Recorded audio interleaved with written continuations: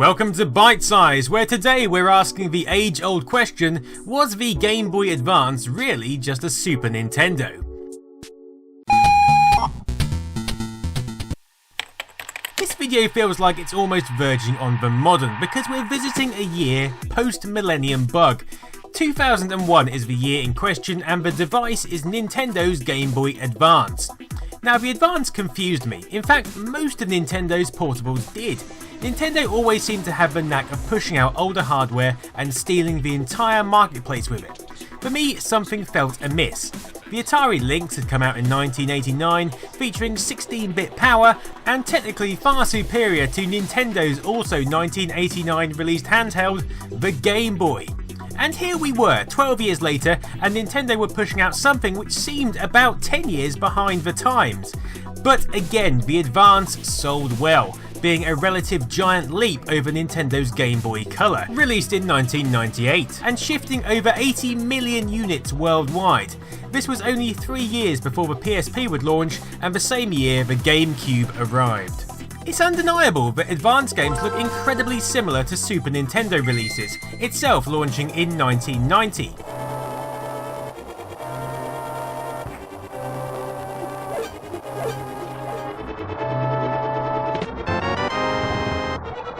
So, the question I always wondered was, did Nintendo just cram a SNES into the Game Boy Advance? I mean, the original Game Boy was comparable to the NES, so it kind of makes sense. Well, on pure technical specs, the answer is actually a resounding no. The Super Nintendo CPU was a Ricoh 5A22 running at 3.58 MHz, and these 16-bit chips are actually descendants of the MOS 6502 as featured in the NES. It had 128K of RAM, 64K of video RAM, a maximum resolution of 512 by 448, 256 on-screen colours from a palette of 32,768, and a Nintendo SMP 8-channel ADPCM audio chip.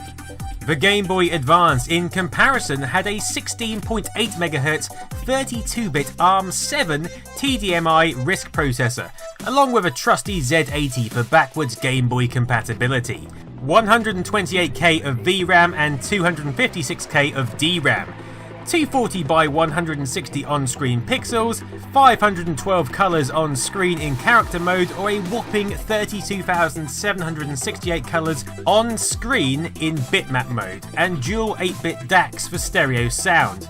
So there are differences. The Advance had a more powerful CPU and generally better specs. So the question is, where's all this extra grunt going to?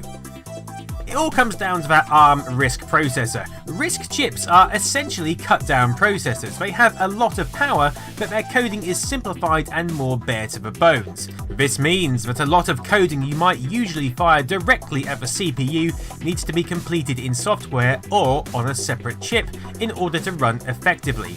The ARM chip is certainly more powerful, but it will often need to compute more operations to get the same output as the SNES Ricoh chip.